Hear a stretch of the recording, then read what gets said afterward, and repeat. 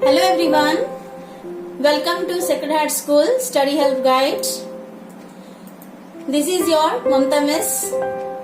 Welcome you all back to part 4 class of class 8 English 2 Literature chapter 1 The Adventure of the Speckled Band.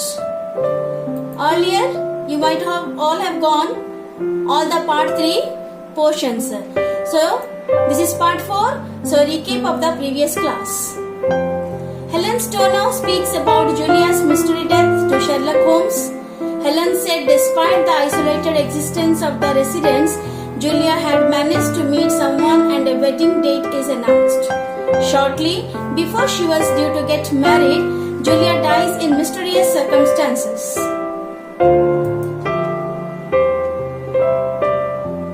One night, Julia emerged from her locked room, proclaiming that it was the Speckled Band before collapsing and dying. Helen Stoner goes on to tell how, in the nights preceding her death, Julia had told her sister of hearing strange listening noises.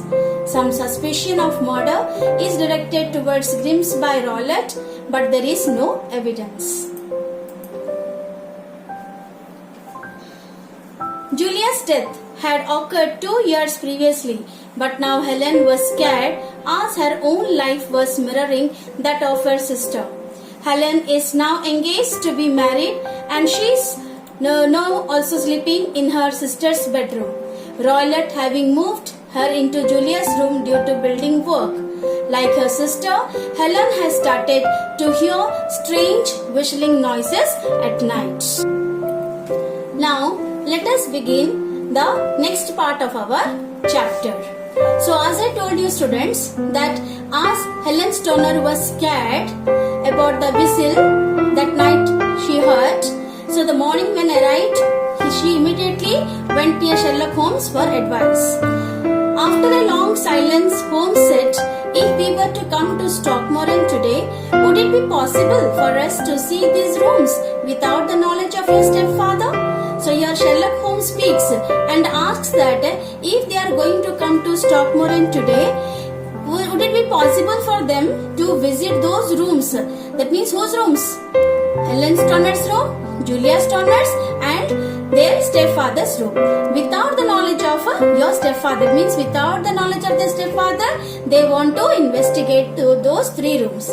As it happens, he spoke of coming into town today on some important business. It is probable that he will be away all day. Then here Helen Stoner says that yes, of course it can be possible.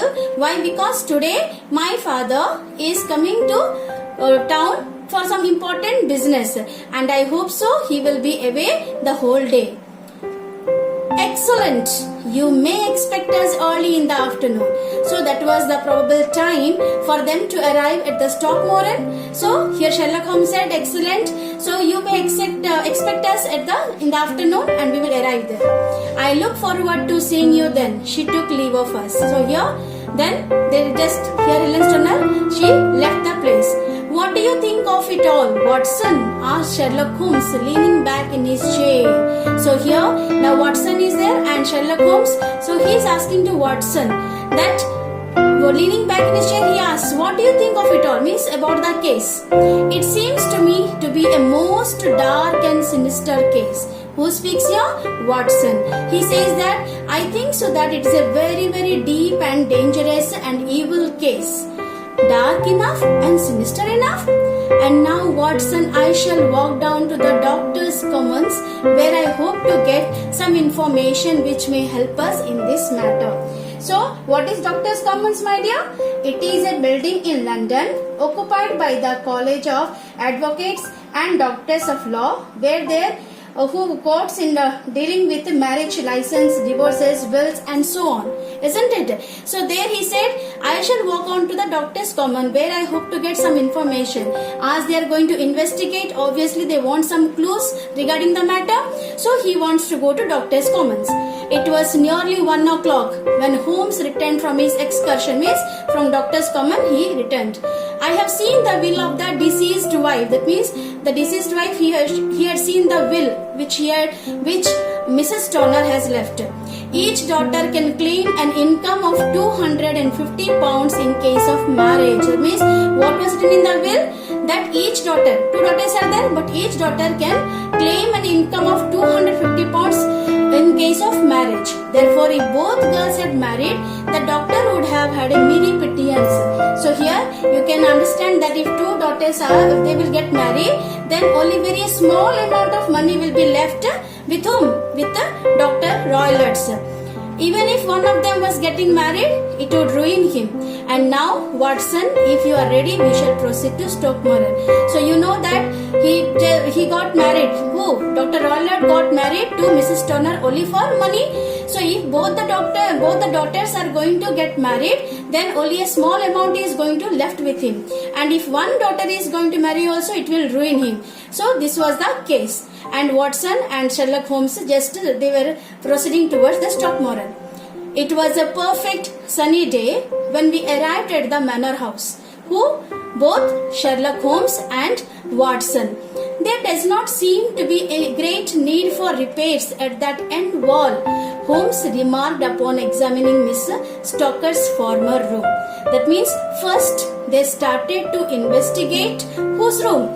Julia's room. That means former room of Helen Turner, where she was living at that moment. So they first you can see in the picture. Okay, Sherlock Holmes and Watson and Helen Turner. So you can see in this picture that they have come to the former room of Helen Turner to investigate. And what Holmes said?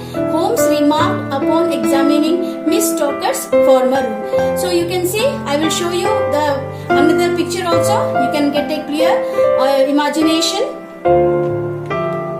See here, this is the former room of Helen Turner and how Sherlock started his investigation.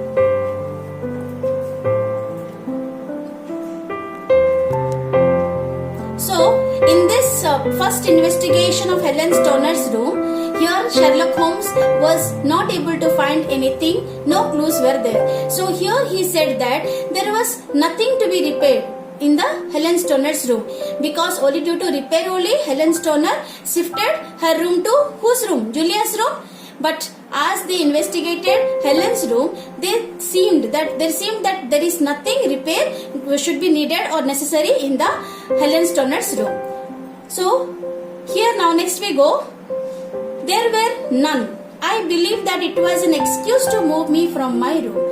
So there was nothing to get repair in your room. I believe that it was an excuse. Who says here? Sherlock Holmes says. I believe that. That means he believed that it was only an excuse to just move you from this room to Julia's room. Oh, that is suggestive. So here, that is a really, this might be a real case that yes, that may be to send to Helen to send to Julia's room.